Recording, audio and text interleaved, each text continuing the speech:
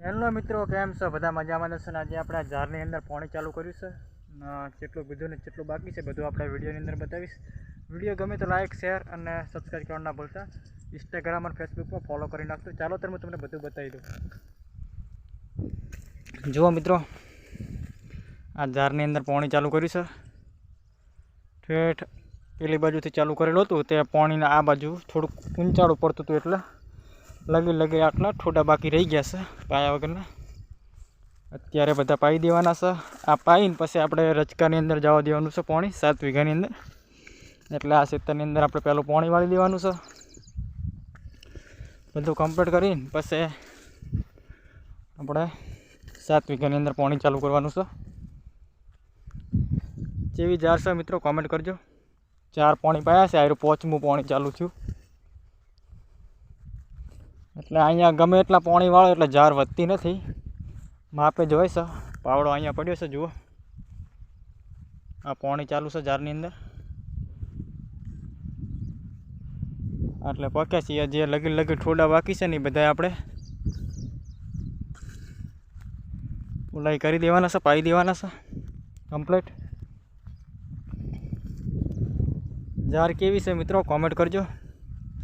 2-3 વીઘા જેવું છે, વધારે નથી.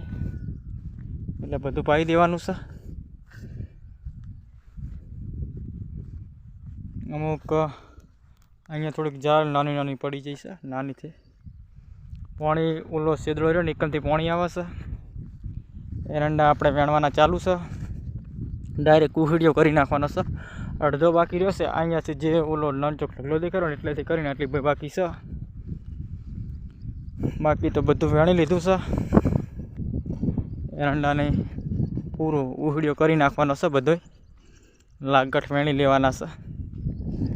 એટલે બધું વેણી લઈએ શાંતિથી. એટલે પછી આપણે એરંડાની અંદર પૂરું પછી આપણે બીજા ખેતરની અંદર આપણે એરંડા વેણવાનું ચાલુ કરશું. જે પેલી બાજુનો ભાગ છે ને એ ભાગની અંદર આપણે વેણ્યા વગરના બાકી રાખ્યા છે. જે પાકી માળો હતી બધી આપણે વેણી લીધી છે. અંદર કાચી પાકી હવે વેણવાની છે. એટલે આપણે વેણી લઈશું. ને આવી રીતે અહીંયા જુઓ પાણી લીક થવા માંડે છે.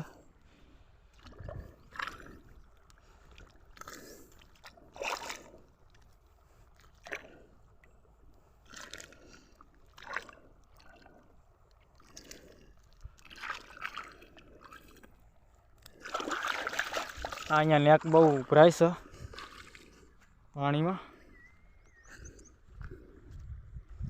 એટલે બહુ વાર રાખવી પડે છે. આટલામાં પાણી લીક થવા માંડે છે.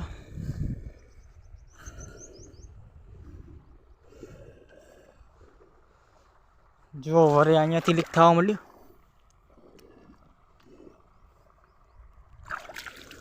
ને પાણી આપણે અહીંયાથી આવે છે. જે બંબો પડેલો એકનથી 7 વીઘાની અંદર આપણે અહીંયાથી જ પાણી જાય છે.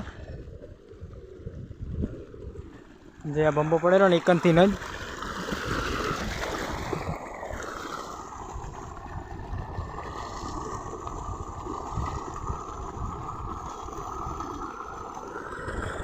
પાણી જાયરું છે.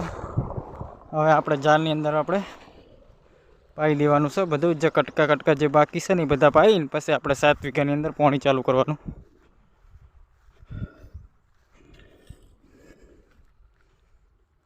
હવે આ એરંડા હા સૂકી ગયા છે એટલે આપણે બધા વેણી લેવાના છે કમ્પ્લીટ.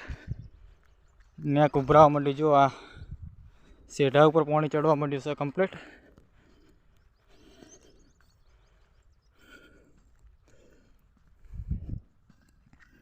અમે ઝારેમાં પાણી ચાલુ કરી દીધું. એટલે હવે 2-3 પાણી પીશે એટલે પછી વાટેવી થઈ જાય છે ઝાર રચકો ને અજમો આ બધું એક જ હંગાતે વાટેવું થઈ જાય છે.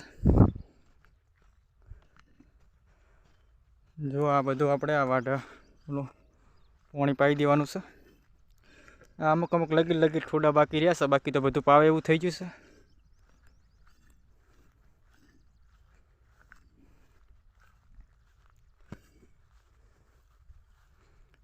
આટલી ભાઈ બાકી છે પાયા વગરના.